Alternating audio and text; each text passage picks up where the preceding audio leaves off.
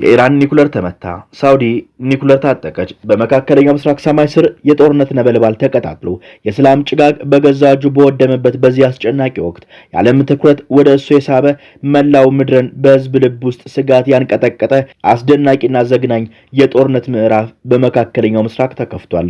አሜሪካ በወሰደችው የሌሊቱ ጥቃት በኢራን እምብርት ውስጥ የሚገኙትን የቴህራን ኩራትና ተስፋ በሆኑት የኒኩለር ጣቢያዎች ላይ የሰነዘረችው መጠነ ሰፊ ጥቃት የቀጠናውን የኃይል ሚዛን ያናጋና በበርካቶች ዘንድ ከፍተኛ ድንጋጤን የፈጠረ አጋጣሚ ሆኗል።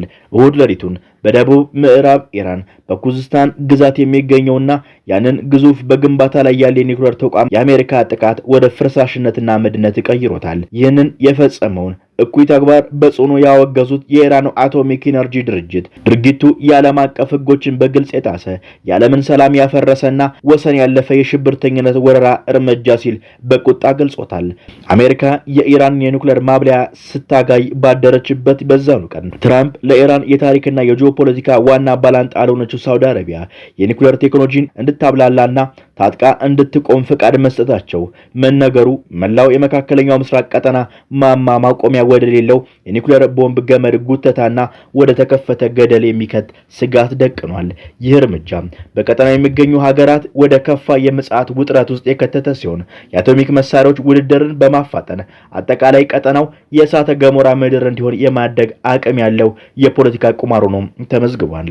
ኢራን ወታደራዊ መሪ በደረሰው ጥቃት የአሜሪካን አስተዳደር ህገወጥና ጉልበተኛ የሽብርተኞች ስብስብ ሲል የጠራው ድርጅቱ ጥቃቱ የታለመው የኢራንን ህዝብ ለዘመናት የገነባውን የሳይንስ ዕውቀትና ብሔራዊ ኩራት ለማንበርከክ እንደሆነም አብራርቷል። የአሜሪካ የጦር ፍሬዎች በአሜሪካ ላይ ባንዣበቡበት በዚሁ የጨለማ ምሽት ጥቃቱ በኒኩለር ተቋማት ብቻ አላነጣጠረም።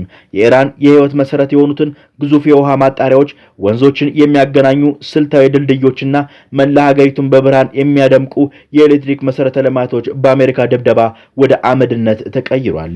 በዚህ ምክንያት ጥንታዊቷ የፋርስ ምድር በአንድ ጀንበር ወሰን በሌለው የጨለማ ውቅያኖስ ውስጥ የተዋጠች ሲሆን ሚሊዮኖች በከፍተኛ ውሃ ጥምና ለድርቅ ጨለማ ተዳርገዋል። በራሳቸው ምድር ላይም ሲሰቃዩ ይታያሉ። ይሁን እንጂ ይህ የህዝቧ መሰረታዊ ፍላጎት መውደምና የከተሞች በጨለማ መዋጥ ይበልጥ ያበሳጫት ኢራን በተለይም ብሔራዊ ኩራቷ በሆነው የኒኩለር ጣቢያዋ ላይ የደረሰው ጥፋት እርምጃ ክፉኛ ደሟን አፍልቶታል። የኢራን ጦር ኃይሎች በሰነዘሩት ብርቱ ምላሽ የአሜሪካ ወታደሮች በየወጡበት እየተለቀሙና እንደ ቅጠል እየረገፉ ይገኛሉ። ሁለቱ ሀገራት የዲፕሎማሲውን የለሰለሰ ቋንቋ ወደ ጎን በመተው የወንድ ልጅ ወግ በሆነው በጥይት እርሳስ በሚሳኤል ቅንቡላና በቦምብ ነጎድጓድ በግልጽ እየተነጋገሩ ይገኛሉ። የበርካታ አሜሪካውያን ወታደሮች በኢራን ጸረ ጥቃት ድብደባ ህይወታቸው ማለፉ መላውን ዓለም በድንጋጤ ያነጋገርና ዋሽንግተንን ያንቀጠቀጠ አሳዛኝ ክስተት ሆኗል።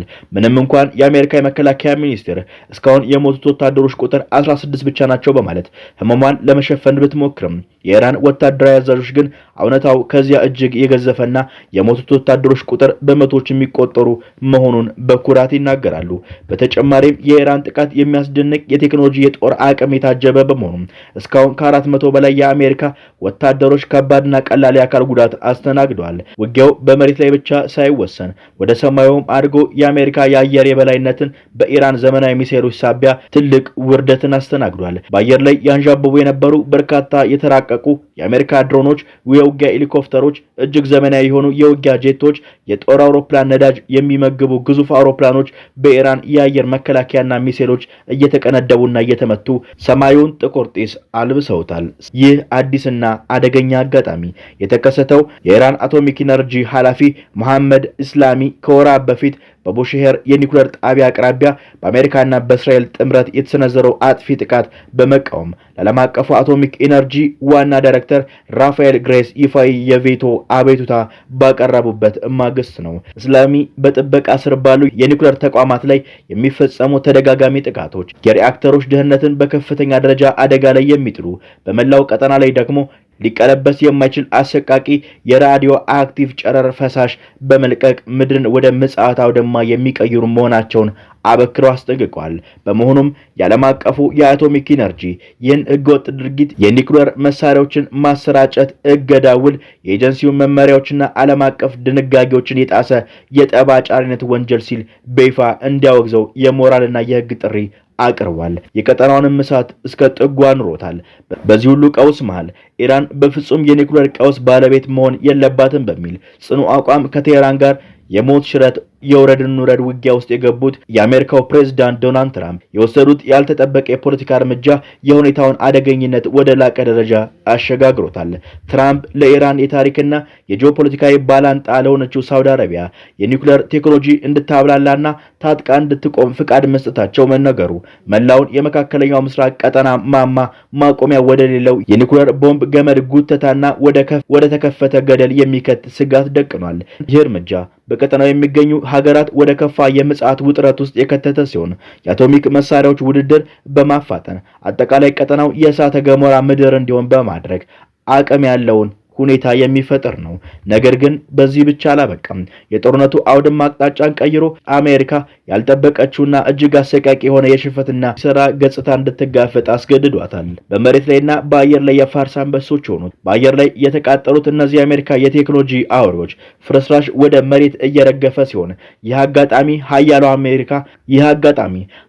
አሜሪካ በኢራን ምድርና ሰማይ ስር የገጠማትን ያልተጠበቀ ጉድና ከባድ ውርደት የሚያሳይ ታሪክ አዲስ ጥቁር ገጽ ሆኖ ተመዝግቧል። ይህ በኒውክሌር ማዕበሉ ላይ የደረሰው ጥቃት ብቻውን የሚታይ አይደለም። አሜሪካ በኢራን መሰረተ ልማቶች ላይ የከፈተችውን ሁሉን አቀፍ ጥቃት ድልድዮችን፣ ኤሌክትሪክ ኃይል ማከፋፈያዎችን፣ ጣቢያዎችን፣ የውሃ ማጣሪያዎችን አመድ በማድረግ በጨለማና በጥም ለብሶታል።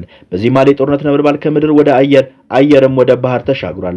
የአሜሪካና የኢራን ጥላቻ ፍጥጫ የጥይት እርሳስና የሚሳኤል እሳት እየተነጋገረ ባለበት በዚህ ሰዓት አሜሪካ ወታደሮች በኢራን መሬት ላይ እየተለቀሙ መውደቃቸው ዓለምን በዋይታ እያሳረረ ነው። አሜሪካ እስካሁን 16 ወታደሮቿን ማጣቷን ብትገልጽም ኢራን ቁጥሩ ከዚህ እጅግ እንደሚበልጥ እያስታወቀች ነው።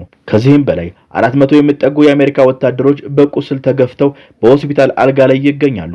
አሜሪካ በሰው ሕይወት በተጨማሪ እጅግ ውድ የሆኑ ድሮኖቿን፣ ሄሊኮፕተሮቿን፣ ጄቶቿን፣ ነዳጅ ጫኝ የጦር አውሮፕላኖቿን በሚሳኤል ቀርቃሪ እሳት አጥታለች።